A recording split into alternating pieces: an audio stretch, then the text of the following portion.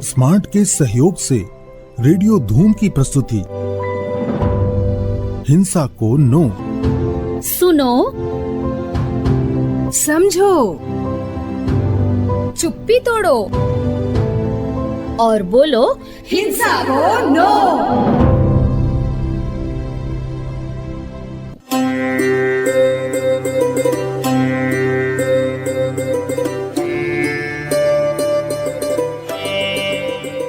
एक छोटे से गांव की लड़की है किरण। किरण एक साहसी, संवेदनशील और सकारात्मक सोच वाली लड़की है जो महिलाओं के हित के लिए काम करती है और उनके साथ होने वाले दुर्व्यवहार में उन्हें न्याय दिलाने में मदद करती है। लेकिन इस काम में सिर्फ अकेली किरण ही नहीं है, बल्कि उसके साथ उसका पूरा महिला संगठन भी उसकी सहायता करता है। हमेशा की तरह किरण आज भी अपने महिला संगठन से मिलने जा रही थी कि अचानक सुलोचना से उसकी मुलाकात हुई। और सुलोचना से किरण की क्या बातचीत हुई, आइए जानते हैं। सुनिए, आप किरण जी है ना? जी हाँ, बताइए। मैं ही हूँ किरण। जी, मैं सुलोचना हूँ, पास के ही गांव से आई हूँ। बहुत सुना है आपके बारे में कि आप महिलाओं की सहायता करती हैं, उन्हें न्याय दिलाकर उन्हें उनके हक से परिचित कराती हैं। जी बहुत धन्यवाद सुलोचना जी, आप इतना कुछ जानती हैं मेरे बारे में। किरण जी, पर आप इतना बड़ा काम अकेली कैसे करती हैं? सुलोचना, किसने कहा कि मैं अकेले कार्य करती हूँ? मेरे साथ मेरी महिला संगठन की बहुत सी महिलाएं हैं और हितधारक भी हैं जो मेरे इस काम में मेरी सहायता करते हैं और उनकी ही सहायता की वजह से मेरा ये काम सफल हो पाता है। महिला संगठन, ये क्या है किरण जी? सुलोचना, महिला संगठन जो है वो एक प्रकार का महिलाओं का समूह है और इस संगठन में बहुत सी महिलाएं जुड़ी हुई हैं, जिसमें अगर कोई महिला परेशान है, घरेलू हिंसा से पीड़ित है, किसी दुष्चक्र के शिकार हो रही है, तो हम उसकी सहायता करते हैं। हमारे संगठन की पूरी महिलाएं उसकी सहायता करती हैं और इस कार्य में बहुत से लोग मेरे साथ जुड़े हुए हैं, जिनकी वजह से मैं उन महिलाओं की सहायता कर पाती हूँ। और उनके बिना मेरा ये प्रयास, मैं कहूँ तो सुलोचना जी, बिल्कुल असफल है। तो किरण जी, क्या मैं भी इस महिला संगठन से जुड़ सकती हूँ? हाँ हाँ, क्यों नहीं सुलोचना जी, जरूर। चलिए मैं आपको अपनी महिला संगठन के सदस्यों से मिलाती हूँ। जी किरण जी, चलिए। इतना कहकर किरण और सुलोचना महिला संगठन जाते हैं और किरण वहाँ के हितधारकों से सुलोचना का परिचय कराती है। बहनों, ये है सुलोचना और ये हमारी तरह महिला संगठन से जुड़ना चाहती हैं। अरे वाह सुलोचना जी, स्वागत है आपका हमारे महिला संगठन में। जी धन्यवाद। सुलोचना, ये है हमारी महिला संगठन की एक सदस्य और बहुत ही सक्रिय सदस्य है और इनका नाम है मीना। नमस्ते सुलोचना जी। जी नमस्ते। ये जानकर खुशी हुई कि आप भी हमारे साथ इस संगठन में जुड़ना चाहती हैं। जी, पर मुझे नहीं पता कि महिला संगठन में किस तरह से कार्य किए जाते हैं, किस तरह से महिलाओं को प्रेरित किया जाता है। अरे सुलोचना जी, आप क्यों चिंता करती हैं? हम है ना, हम आपको बताएंगे कि यहाँ किस तरह से कार्य किया जाता है। क्यों किरण दीदी? हाँ मीना। सुलोचना जी, चलिए मैं आपको बताती हूँ कि हितधारकों की भूमिकाएं क्या क्या हैं और हमारी महिला सदस्य उनके साथ मिलकर किस प्रकार से काम करते हैं। अगर इन बातों को आप समझ जाएंगी तो बहुत आसानी से आप हमारे इस हिंसा को नो समूह के साथ जुड़ पाएंगी और बहुत सक्रियता से काम कर पाएंगी। जी किरण जी, मैं जरूर जानना चाहूंगी। सुलोचना, हमारे महिला संगठन में जो सदस्य हैं उनका काम है कि वो महिलाओं के हित के लिए काम करें, सबसे पहले तो, और दूसरा उन्हें उनके अधिकारों और उनके शक्तियों से परिचित कराना भी हमारा काम है। क्योंकि उनके साथ होने वाले किसी भी प्रकार के अत्याचार, शोषण, हिंसा या किसी भी प्रकार के दुर्व्यवहार को वो चुपचाप सहती ना रहें, बल्कि इस अन्याय के खिलाफ बिना डरे आवाज उठाएं। जब महिलाएं अपने लिए आवाज उठाएंगी ना, तभी तो समाज में महिलाओं की प्रतिष्ठा बढ़ेगी और स्त्री और पुरुष में समानताएं आएंगी। ये तभी मुमकिन है सुलोचना, जब महिलाओं को अपने अधिकारों और शक्तियों के बारे में पता हो। यही कारण है कि सबसे पहले हमने इसी बात की कोशिश की है कि सभी महिलाएं जो हमारे समूह में हैं और उनके आसपास जो भी महिलाएं हैं, वो सबसे पहले तो अपने अधिकारों और शक्तियों को पहचाने। ये तो बहुत अच्छी बात बताई किरण जी आपने। ये तो कुछ नहीं है सुलोचना जी, हमारी किरण दीदी ने तो ऐसी कई सारी गुत्थियां सुलझाई है और समाज में लोगों की सोच बदली है। यूं ही इतने चर्चे नहीं है किरण जी के, हमारे पूरे गांव में किरण जी के ही चर्चे चल रहे होते हैं कि कैसे ये महिलाओं की सहायता करती हैं।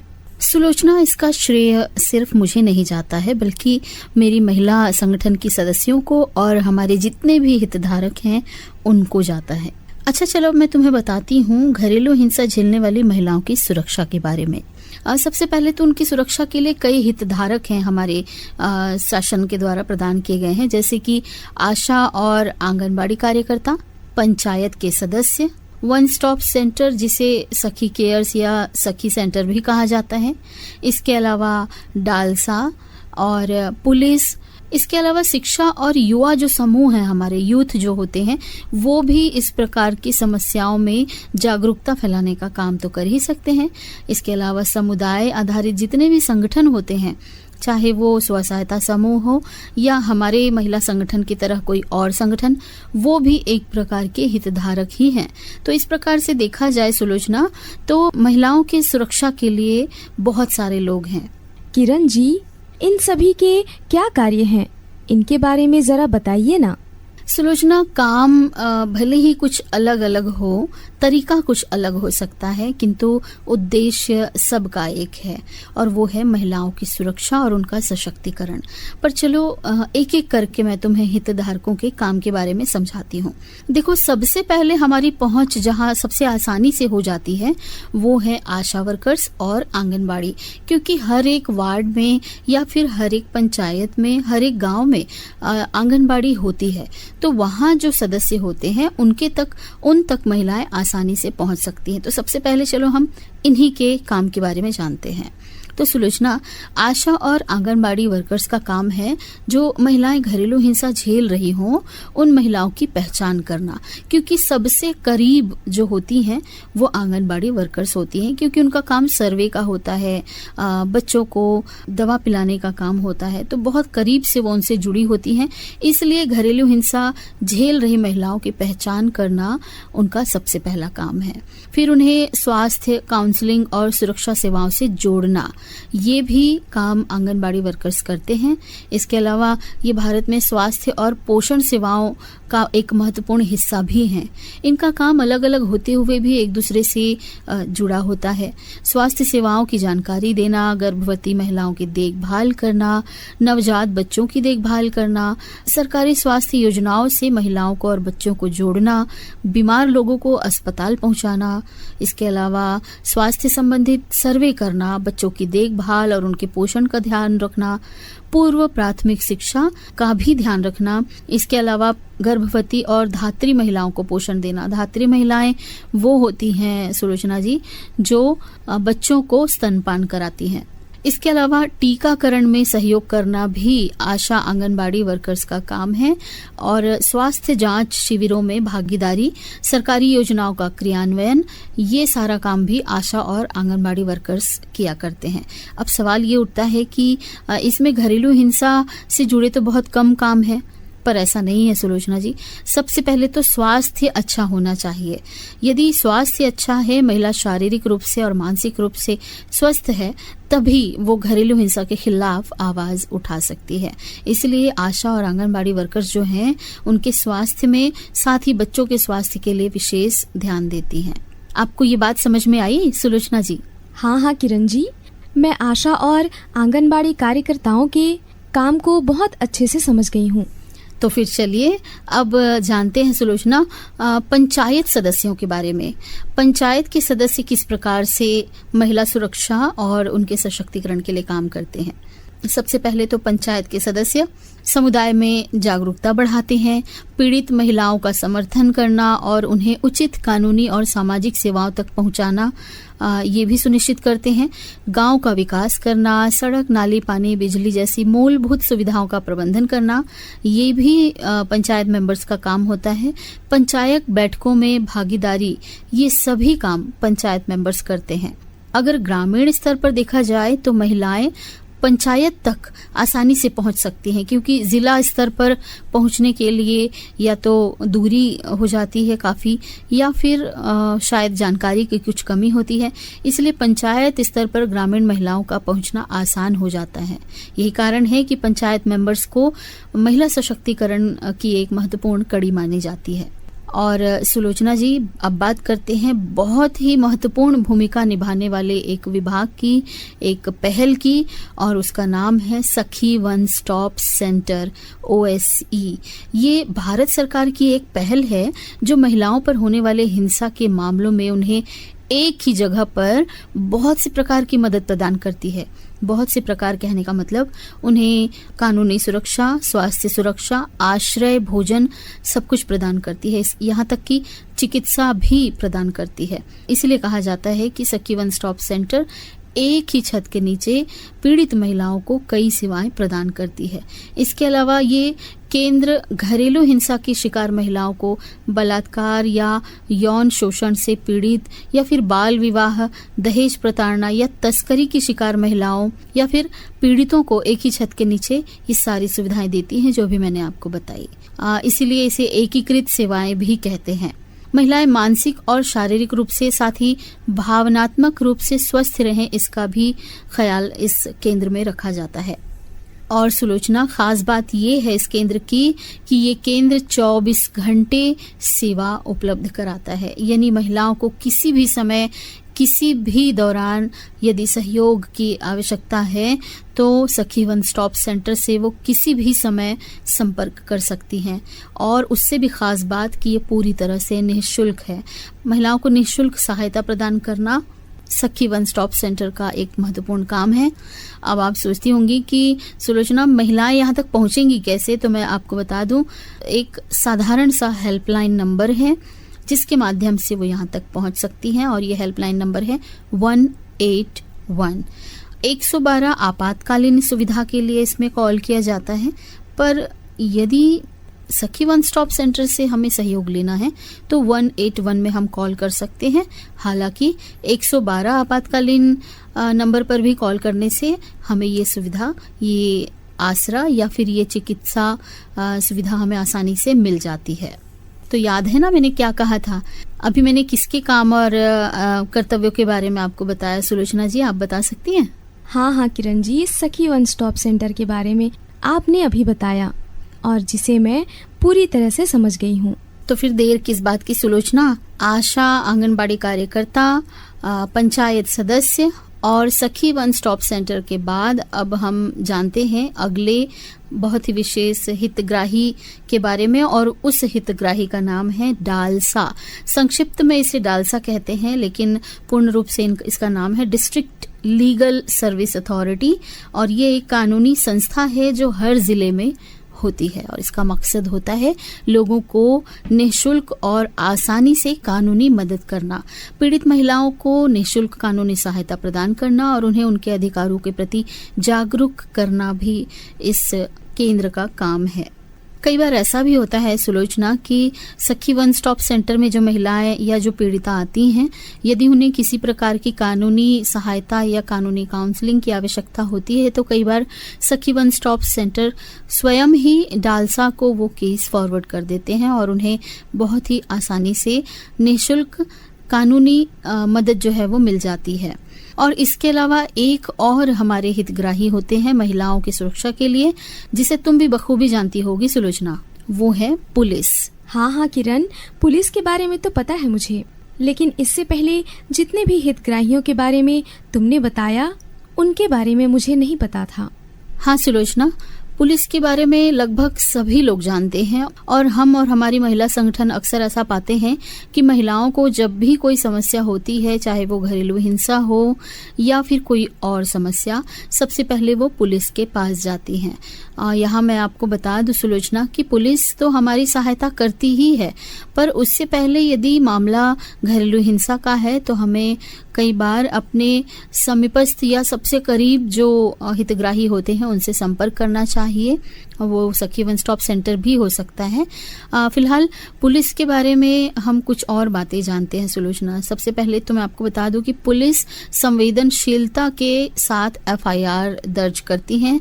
पीड़िता की सुरक्षा सुनिश्चित करना भी उनका काम है और अपराधी के खिलाफ तत्काल कार्रवाई करना भी पुलिस के कार्य क्षेत्र के अंतर्गत आता है। पुलिस का काम समाज और कानून व्यवस्था को बनाए रखना होता है और अपराधों की जांच, एफआईआर दर्ज करना, ट्रैफिक कंट्रोल, महिलाओं और बच्चों की सुरक्षा, जनता की मदद, ये सारे काम पुलिस के ही होते हैं। कई बार ऐसा भी होता है सुलोचना कि जब महिलाएं घरेलू हिंसा के शिकार होती हैं और वो पुलिस के पास जाती हैं और यदि पुलिस को ऐसा लगता है कि ये जो मामला है ये सखी वन स्टॉप सेंटर जाना चाहिए या इस केस को काउंसलिंग की आवश्यकता है, तो वो स्वयं ही इस केस को सखी वन स्टॉप सेंटर को हैंडओवर कर देते हैं। तो ये काम जो है वो पुलिस का होता है। तो अभी तक मैंने सुलोचना आपको बताया कि महिला सुरक्षा और सशक्तिकरण और घरेलू हिंसा के खिलाफ जो महिलाओं की सुरक्षा करते हैं उन हितधारकों के अंतर्गत आते हैं आशा आंगनबाड़ी कार्यकर्ता, इसके अलावा पंचायत सदस्य, सखी वन स्टॉप सेंटर, डालसा और पुलिस। ये तो हो गए हमारे हितधारक जो कि महिलाओं की सुरक्षा सुनिश्चित करते हैं किसी भी प्रकार की हिंसा से। इसके अलावा सुलोचना मुझे ऐसा लगता है कि समाज में जो हमारे युवा वर्ग हैं उनका भी महत्वपूर्ण योगदान हो सकता है इस क्षेत्र में। शिक्षा और युवा समूह का काम भी बहुत अहम है, जैसे कि स्कूलों और कॉलेज में अभियान या फिर संवाद के माध्यम से लैंगिक संवेदनशीलता बढ़ाना और चुप्पी की संस्कृति को तोड़ना। और शायद इसीलिए ही तो हमारे इस परियोजना का नाम है हिंसा को नो, चुप्पी तोड़ो, है ना।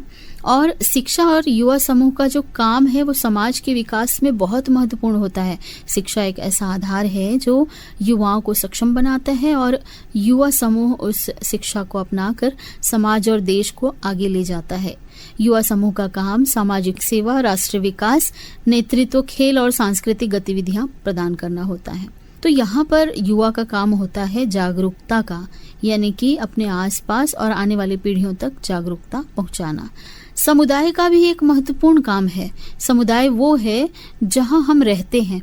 एक जैसी बोली, भाषा, एक जैसे कल्चर या संस्कृति के लोग जब एक स्थान पर मिलजुल कर रहते हैं उसे हम समुदाय कहते हैं। तो समुदाय आधारित संगठन का काम है स्थानीय समस्याओं का हल ढूंढना, लोगों को जागरूक बनाना, महिलाओं और कमजोर वर्गों का सशक्तिकरण, लोक सहभागिता बढ़ाना, यानी कि अपने आसपास के लोगों को जागरूक करके उनकी सहभागिता सुनिश्चित करना। पीड़ितों और सेवाओं के बीच पुल का काम करता है समुदाय, और मनोसामाजिक सहायता देना, मामलों की नियमित निगरानी करना, इन सभी चीजों से घरेलू हिंसा पीड़ित महिलाओं को सुरक्षा प्रदान करना, ये हमारे समुदाय का काम होता है। तो देखा जाए सुलोचना तो महिलाओं की सुरक्षा के लिए बहुत सारे हितधारक हैं, है ना। अरे वाह किरण जी, मुझे तो पता ही नहीं था कि महिलाओं के हित के लिए इतने सारे सुरक्षा नियम बनाए गए हैं।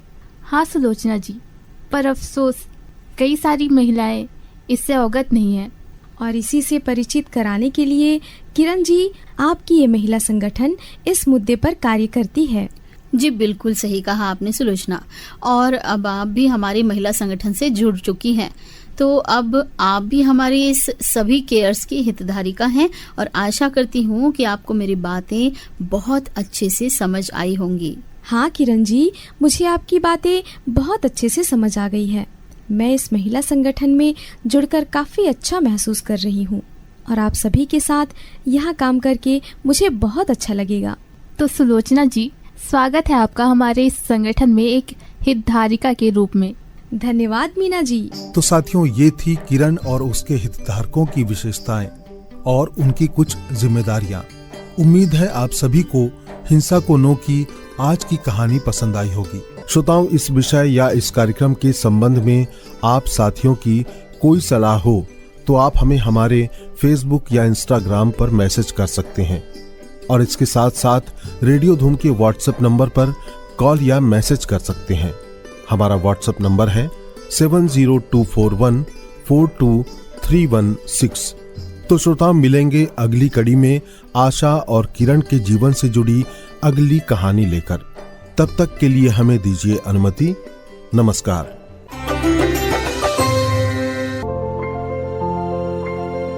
स्मार्ट के सहयोग से रेडियो धूम की प्रस्तुति हिंसा को नो। सुनो, समझो, चुप्पी तोड़ो और बोलो हिंसा को नो।